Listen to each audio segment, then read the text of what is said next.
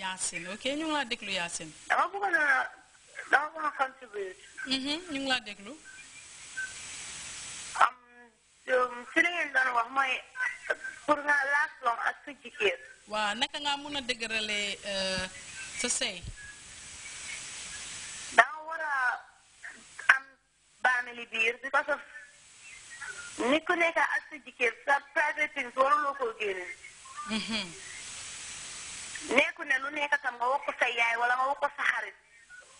ok ñu bëri loolu lañ dee def moo tax seen sëy dee tas. dañ war di bàyyi di lu nekk nga wax ko sa yaay wala nga wax ko sa xarit wala nga wax ko sa mag. ok ok jërëjëf. jërëjëf Yacine sa contribution rafet na jërëjëf. Just like you said, I don't know whether you understand the caller. She said people should keep secrets as to what transpires in the marital life. Yeah. Yes, that's the same thing that the lady was saying. Okay. Yeah, I was saying sometimes it's unfortunate that you feel that the man loves you and you settle down, and all of a sudden, when you get kids, maybe 1 or 2 or even 1, he goes back. Yeah. He's control with the child. That means the woman in here, what happens to her?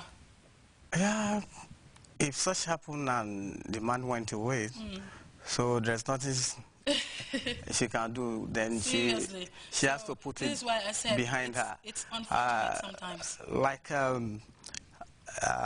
the gentleman from Latrikunda has called and talked to us about the relationship and marriage.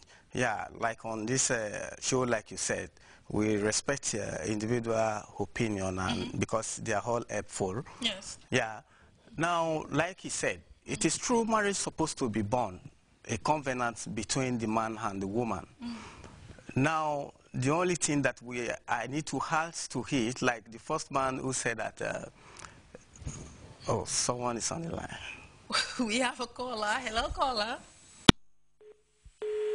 Oh, Oops, we've lost that caller. So like the first man who said that love is no more marriage. Yeah, like I too said earlier, it depends on the motive. Your motive before you go into that marriage. That one now makes it to be a bond between man and woman, or maybe something else, or maybe you just want to go into that marriage just because of relationship.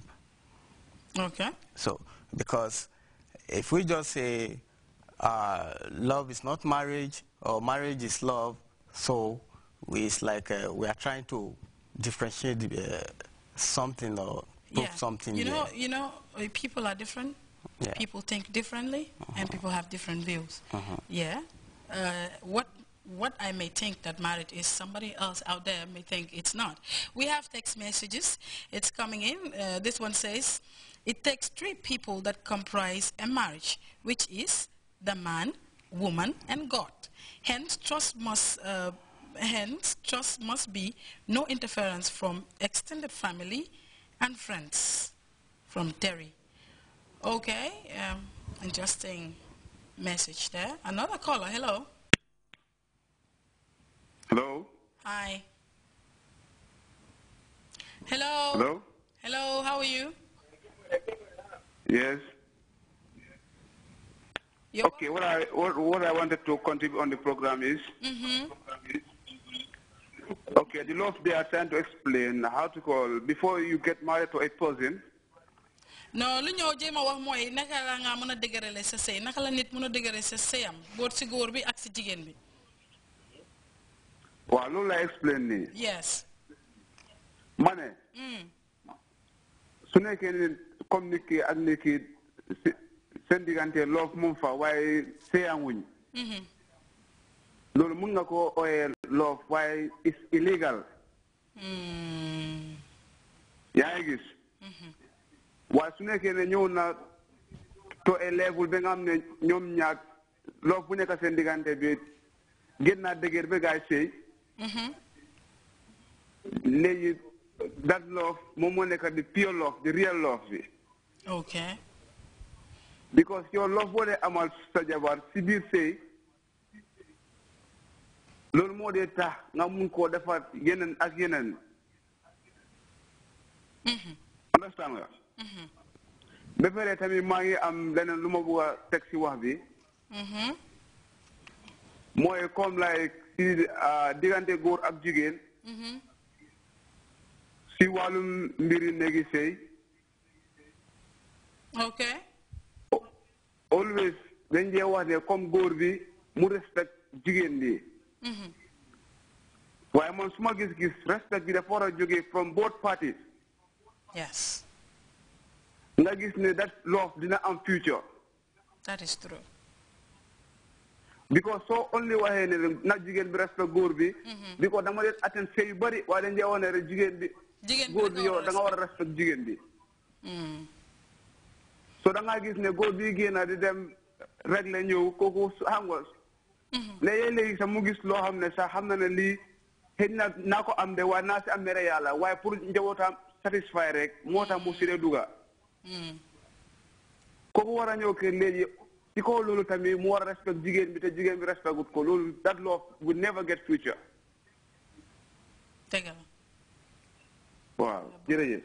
jërëjëf bro sa contribution. sa contribution rafet na trop.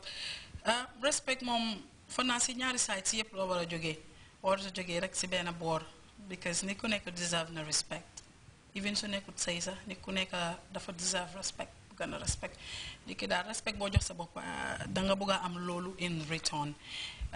Thank you very much caller.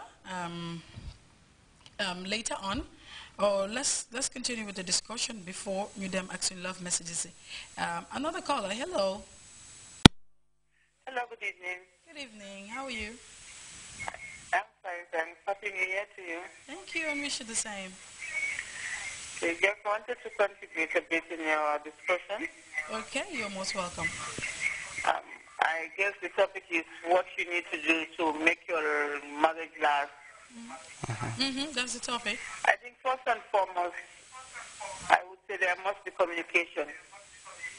Okay. Most marriages don't last because there's a breakdown in communication. Okay. If you cannot discuss with your husband or you cannot discuss with your wife and solve your problems yourself, then it will be difficult for others to be able to do so. That's true. Then also there is need to have trust, and it's mutual trust we are talking about. If you are going to suspect your spouse whenever he talks to some lady or she talks to some man, then you'll never have peace in that house. Because obviously, most of the time you marry a beautiful wife or you marry a handsome man. And he's not only handsome to you alone, neither is she beautiful to you alone. That is true. So if the trust is there, you know that your wife or your husband loves you and you alone. And no matter who looks at him or her, it's not going to matter. Okay. Then there's also need to have a lot of patience. Patience. Because two people are coming together from different homes, different backgrounds, different culture. It's only when you live together that you know each other. So you have to learn to know each other and accept and respect each other as the person is. You cannot afford to love part of your wife and hate the other part, or love part of your husband and hate the other part. Because each person is a whole person. And we all have our faults and our good points. So we have to try to accept those bad or those faults and try to see how we can remedy it rather than fighting over it all the time. All the time. Then we have to be satisfied with what we have, satisfied with each other. Most of the time, the women would look at what is happening in another house, what the other woman has, whether she's driving a new car. Yeah. And sometimes she wrongly assumes that it was given to her by the husband. Maybe she has a rich father or a rich uncle Definitely. who has given her the car.